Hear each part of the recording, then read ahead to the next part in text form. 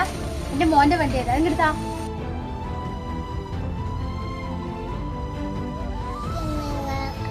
വണ്ടി വാങ്ങിത്തരോ? എനിക്ക് എന്താ വണ്ടി വാങ്ങിത്തരാത്ത? അമ്മ ഉണ്ണിക്ക് വണ്ടി വാങ്ങിത്തരാട്ടോ. അമ്മയ്ക്ക് പൈസ കിട്ടുമ്പോൾ എന്തായാലും വണ്ടി വാങ്ങിത്തരാട്ടോ. ആ വണ്ടി നമുക്ക് വേണ്ട കേട്ടോ. അവൻ ആ വണ്ടി ഒന്നും കൊടുക്കണ്ട.